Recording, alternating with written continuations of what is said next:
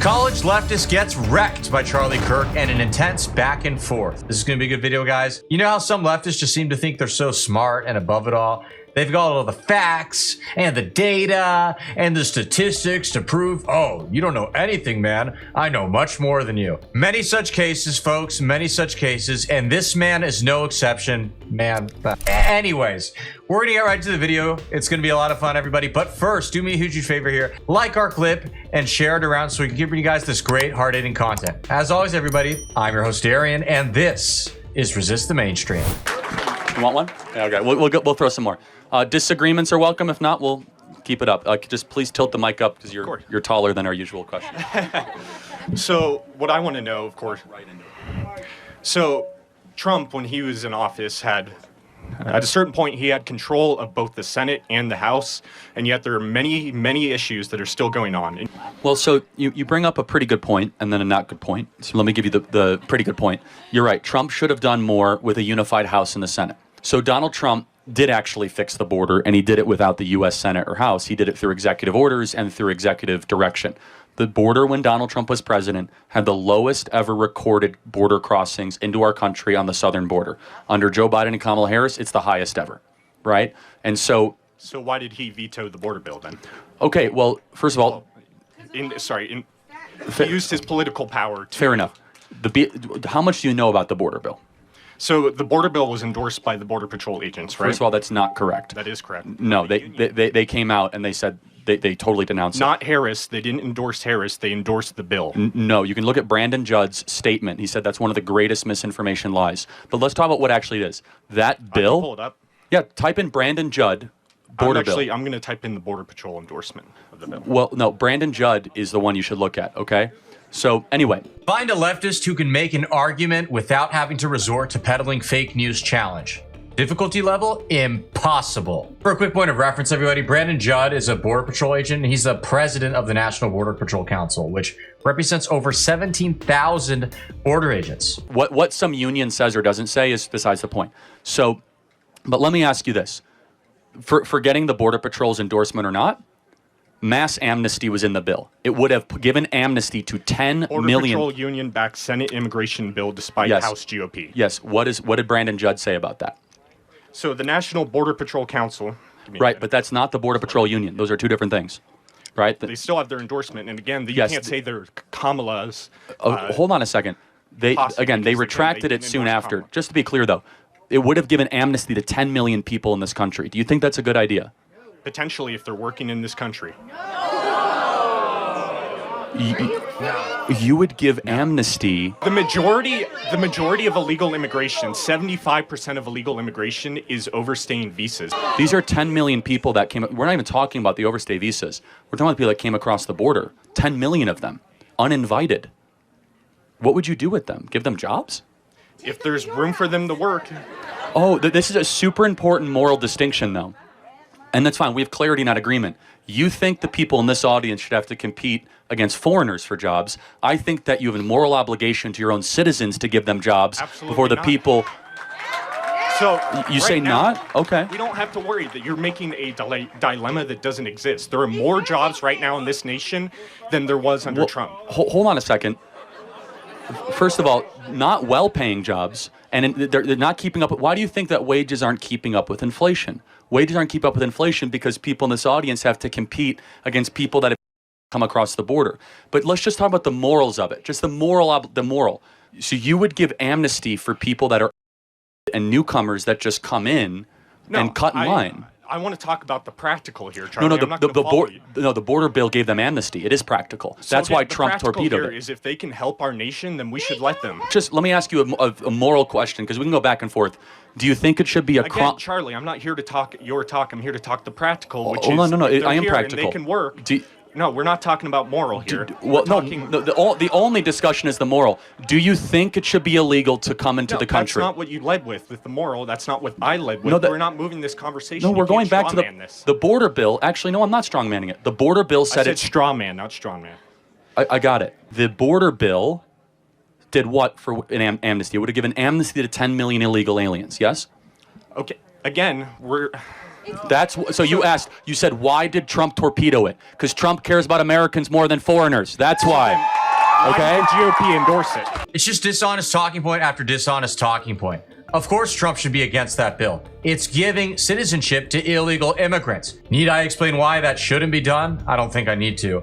As far as the point about 75% of immigrants, illegal immigrants, are visa overstays, not the border crossing. Okay, and let's just say that's true. I don't think it is, but let's say it is. What point does that make? Don't secure the border and leave it wide open because people come illegally through another means? It's obviously stupid. Also, you can't really prove that, all right? The left admits to themselves in their own language that an illegal immigrant is undocumented when they so angrily tell us that we have to call them undocumented migrants or whatever instead of illegal aliens. Well, that phrase implies that they don't have documents, which means that they are not tracked. Ergo, we don't know how many there are. We can estimate, we can guess, and we often can estimate pretty well now since the Biden administration is actively catching illegal immigrants and then releasing them and letting them run rampant and free in the United States so they can go often commit heinous crimes against innocent Americans. So we are allowing that. And then, oh, by the way, a little factoid. You know what this guy would say over here? He'd say, oh, how dishonest of you to say that illegal immigrants are committing violent crimes against Americans. It's only a small percentage, and it's less than the native-born American. First of all, it's not true that they commit crimes at lower rates than native-born Americans. Second of all, even if it was, it doesn't matter. You want to know why? Because every single crime, every single one that's committed by an illegal immigrant that an American is victimized by is a crime that would not happen if we had simply secured our border and not let them come in the first place. So I am so sick of the facts and statistics and the data, because people often use them to make stupid, ridiculous arguments that lack any kind of morals, as Charlie Kirk was pointing out. And then people like this guy say, well, I don't care about morals. I care about the practical. Yeah, I don't know about the second part, but it's very clear you don't care about morals. And that, my friends, is a terrible and bad thing. Okay? Why did the GOP endorse it? The GOP did not endorse it. Bipartisan bill Hold on a second. Senator Langford, who is a traitor to this country, endorsed it. Yeah? Multiple GOP senators. Okay, if you're trying to convince me that a bunch of rhinos got behind a bunch of border bill, we're going to talk past each other. Read the bill. I do not think D.C. or Washington, D.C. should pass a bill that says if you come into a country, you're given amnesty. And you disagree. I don't. By the way, if they're doing jobs, more the reason to kick them out, because those should be jobs given to Americans. But the job market is higher now than it has ever been. The stock market is higher now than it has ever been. Hold on. Let's hold on. Do you guys think the economy is better or worse? We're not. You are living on a cloud, man. Listen to the people of this country. Okay, so a couple of traitors of the Republican Party endorsed a border bill, and some expert or something like that said that the economy is good. So shut up and just enjoy it. Is this a serious argument? They can't afford things. The job market is awful. The economy is terrible. Stop reading the New York Times and start talking to American voters. Yeah. And you understand how insane you sound? The economy is better. People are telling you they can't afford stuff. Yeah, inflation is high now because Trump spent more than any president on the debt in 4-year period. So wait, it's Trump's fault that inflation is high 4 years later? As you would come to realize, I'd hope in your role that economies are reactionary forces. It takes time for things to be implemented. Got it. So nothing is Biden's fault. Everything is Trump's fault. We'll see Biden's impact largely in the next 3 or 4 years. It really is remarkable, the power of propaganda. It's fine. Do you think that Kamala Harris and Biden are successful?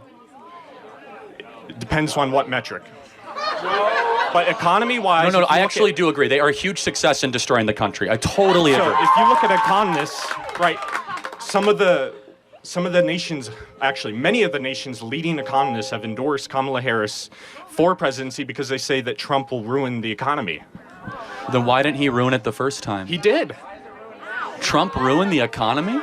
Again, it's reactionary forces. What Trump did is handled... So let me just ask one final thing. What is Kamala Harris's greatest accomplishment? Kamala Harris's greatest accomplishment? I think it depends on who you ask, but I would say... You. Yeah, I would say it was cutting child poverty in half. She did that? The Biden administration, her and Biden did that, yes. And that was... How did she do that? So the child tax credit, basically from COVID... Oh, you mean the one from the Trump tax cut? It's not from the Trump tax cut. Yeah, it is actually. No. Yeah, it's actually from the tax cut from December of 2017. The one that Kamala Harris is running against is the one that you're touting right now. No, it's What I love about watching somebody who's as smart as Charlie Kirk debating a guy like this is that this guy's probably used to getting all wonky on people and, pulling out some little stupid little factoid or statistic to prove his point and make all the conservatards look like dummies. But it doesn't work with Charlie because he actually knows what he's talking about, reads, and studies these kinds of things. And it is beautiful to see. As far as his comment earlier about how, all the leading economists support Harris, that's why we have to support her. You know what the translation for that is? Trust the experts, bro. They're smarter than you, bro. You're just a dummy. Yeah, what happened the last time we tried to trust the experts? Does March 2020 ring a bell? Because it's not the case at all, let me Charlie. You can lie, but... No, I mean, you're just totally wrong. I encourage everyone to look up the child tax credit right now on your phones. Yeah, the child tax credit was part of the And look Trump on what tax bill cut. it was passed. Look what year it was passed. It was during it was 2017, literally. Donald Trump expanded the child tax cut credit in 2017. Final question. Do you think that Kamala Harris would do a better job the next 4 years than Donald Trump? If so, why? To make the case. I'm curious. Okay, so I would agree that Harris would do a much better job than Trump for a variety of reasons. Again, if you look at our current track record, we're coming out of the COVID and the Trump policy. We have the most amount of jobs. We have the highest paying stock market. We have child poverty that's cut in half. We have the most, the tax credit. So we have multiple reasons. And then if you look at the case against Trump, you'll see that multiple economists have said that Trump will ruin the economy, right, including Nobel Prize winners. No, it's just, And this is actually really instructive, and thank you for embodying it so perfectly. Which is that, like, everyday people are no longer buying the rubbish that everything's fine, everything's great. Young people can't afford homes. right, because if you here in Montana specifically, No, every state I know. has seen housing prices go up. really? You're gonna use the Nobel Prize argument? You know who won a Nobel Prize, a Nobel Peace Prize specifically? Barack Hussein Obama. And you know what Barack Hussein Obama did after he won that Nobel Peace Prize? Because, apparently he's such a peaceful guy. He, among other things, destabilized Libya. Another fun fact about Big Boy Barry, he conducted the first extrajudicial killing of an American citizen. Great legacy of peace, wasn't it? I mean, he's a Nobel Prize winner though, so we have to listen to him. He's obviously a good guy, right? But not just that, it's that energy prices are up.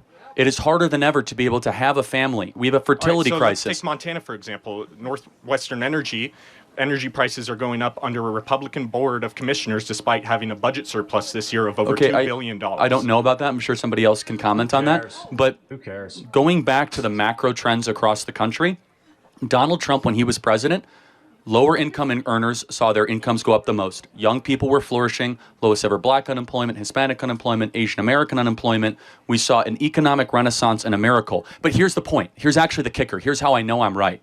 Is that when American people are asked outside of the economists, 70% of people think the Trump economy is better than actually what's happening now. So you're living on an island. If you look at so real are wage people growth wrong? No. compared- if Hold you on. look at real wage Answer the growth question. compared to inflation. I encourage everyone these to look people this up. wrong? Statistica, great source. Are these- real wage growth compared to inflation No. is higher under the Biden administration. Are 70% of the people here or the country wrong when they say Trump was better at the economy? Again, look it up. I encourage everyone. No, Statistica.com. but real wage are growth to inflation. Are these people wrong when they say that the economy was better under Trump? Montana is distinct from the nation itself. No, for a it's variety of not. reasons. Yes, it is. We have the highest housing increases out of any compared to wage. This guy doesn't know what he's talking about. I live in Arizona, okay? I've seen in a period of about 6 years or so, rent basically almost triple. It's sick, honestly. The average American struggles to even make somewhat of a living here. The kind of money I'm making right now, I would have been wealthy, or at least on my way to being wealthy a few years ago. Now it feels like I'm barely scraping by. Not just Montana, buddy. It's far from just Montana. Under Gianforte. So compared to average wage growth, or average wages, it takes more to buy a house here in Montana than anywhere else in the nation. That includes California. That includes No, it's fine. Thank you for coming up. I appreciate it. And it's just, this is the divide, is that 70% of the country is saying I'm suffering and I'm struggling. So And then you said look around us. These are Montanans. Let's talk about Montana. Well, hold on. Let me finish. They vehemently think you're totally on an island here. And let me just say, though, that this is what's happening in the country. 70% of the country is saying, please help us, we can't afford stuff. And a small oligarchy saying, you're dumb, listen to the Nobel Prize winner. It's just so incredible how out of touch people can be. I've especially noticed it with college students and also recent college graduates who live with their parents. They'll sit here and talk about how great the economy is under Biden. He's doing such a good job. And I'm just thinking, yeah, dude, try paying rent. Try having to buy your own groceries. Try buying gasoline. The economy sucks. And anybody who, has to actually pay for their own expenses can see that. As Charlie said, he's living on a cloud, and I don't know. What can you do? With all that being said, everybody, thank you so much for tuning in. We really appreciate it. As always, please be sure to comment below. Let us know what you liked about the clip, what kind of stuff you want to see in the future, and we'll see everybody again soon. God bless.